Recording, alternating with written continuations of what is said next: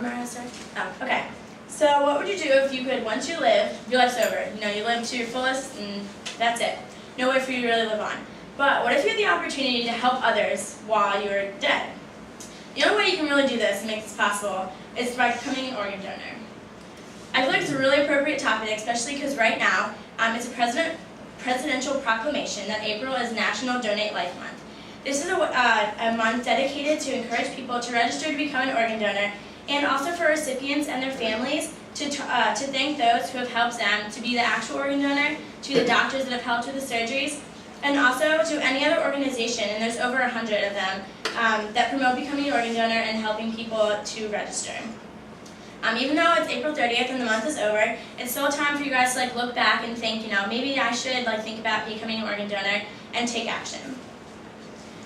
Becoming an organ donor is also very important because according to the United Network for Organ Sharing, known as UNOS, as of April 30th, so as of today at 12 a.m., 107,271 people are currently on the waiting list in the United States.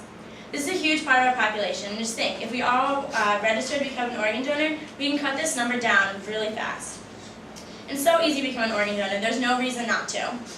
The first way to let officials know that you want to be an organ donor in case something were to happen is to register with the State Donor Registry. And in Maryland, that's just at the NBA. So all you have to do is when you go to get your license and renew your license, you just tell them that you want to be an organ donor, you fill out a couple information, name, address, whatever, and then they just put it right on your card. So in case anything happens, it's right there and they can look at you and know, okay, they want to be an organ donor right away. There's no second guessing.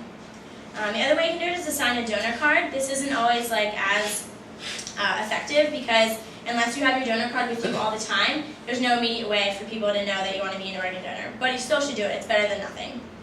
The third and most important reason is for you to talk to your family members and so that they understand that what you want to do, so in case a situation does come up, that they can be the first one to be oh, I know exactly what they want to do. They want to be an organ donor, go for it. So according to the donor designation report for April, Maryland is the 12th highest state in the United States with 44.2% of registered drivers with license that are joined in the state donor registry. This is pretty high according to we have 50 states, but again, we can always make it higher and always strive to do that best. It's improved 22.5% since 2007, so that's a huge increase, so we need to keep it up. Once you register to be a donor, there's tons of things that you can donate. Some people think it's strictly just organs or bone marrow. There's tons of things you can go for. The list includes kidney, pancreas, lungs, liver, intestines, cornea, skin, heart valves, bone, blood vessels, connective tissues, bone marrow, stem cells, and even umbilical cord blood. Tons of different possibilities, and you don't have to lift a finger for it. All you have to do is, give them permission, and doctors can do their work. Now, I know that some of you might be a little hesitant. There's so many rumors out there about why being an organ donor is bad and what could be the problems with it. But according to the Mayo Clinic, there are 6 major reasons why people deny becoming an organ donor, and I'm here to prove them wrong. The first one is that people believe that the hospital staff won't work as hard to keep you alive if they know that you're an organ donor. They just say, oh, well, if this person dies, it's not the end of the world, a bunch of people will still be alive because their organs will be donated. But this is completely false and very illegal. A doctor's main priority is to help, keep you healthy and make sure that you stay alive, so that's their first priority. It's actually a lot harder for people to doctors. There's so many doctors that have to come in and check on you if you're an organ donor. So there's no real way for a doctor just to let you slip under a little bit so that you can help others.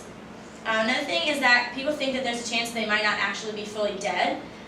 They think that maybe give them a couple days or whatever that they'll come back to life and be fine. But the chances of this are so unlikely that it's not even an option.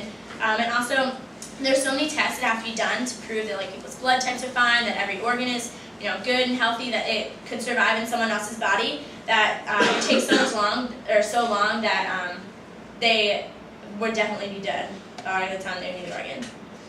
So most people think that it's not acceptable to their religion. According to organdonor.gov, they list 27 of the main religions throughout the entire world. And it says every single one of them supports organ donation. They think that it shows it's an act of love towards others, and it's looked really highly upon. So that's not a way to hurt you, it's a way to help you. Some people think you can also not have an open casket funeral. because they think, they'll have scars all over or cuts, or their body will be open. But doctors have to treat your body with just as much respect as when you're dead as when you're alive. So all the scars will be covered up by your clothing anyways, no matter what organ transplant you have. And also, if they take like a bone or whatever, they stick rods in it, so it looks like there's absolutely nothing wrong. And also, if they do take skin from you, they always take it from the back, and it's only a thin layer, just like if you had like a sunburn, they just like peel off a little layer of your skin, so it's not even noticeable. Some people also think that they're not the right age, or they've had too many health problems, or they were too active and they can't, their heart wouldn't work in like someone like a 60-year-old man's. And this is not true. There's recipients of all ages. They need donors of all ages too to like match up and make sure that something can work. Finally, the financial burden on the family. According to DonateLife.net, they said that all the financial burden goes on the recipients, and they pay it through their own personal insurance, through Medicare, Medicaid. There's tons of different options, but just because you become an organ donor doesn't mean that your family's going to have to pay a cent. There really is no reason to become an organ donor, and according to Life Pass It On, by registering to become an organ donor, you can save anywhere from 1 to 8 different people's lives by becoming an organ transplant donor, and as many as 50 through a tissue transplant. That's so many people that you personally could save once that you're dead. If everyone were to donate, can you imagine how fast we'd get those people off the list? 107,000 people. Right now, the median wait takes about 3 to 8 months for a heart transplant and 8 to 15 months for a liver transplant. You can also take up to 15 to 2 years for a lung and 3 to 5 years for a kidney. We all even have 2 kidneys. We don't need them all. We can donate to them and get those people off the list and stop wasting their time waiting on the donor list. In conclusion, I just strongly agree, or want to argue that you guys should all become organ donors. It's really simple and really easy and can be really effective in the long run. And you don't know how many lives you could save, so why not?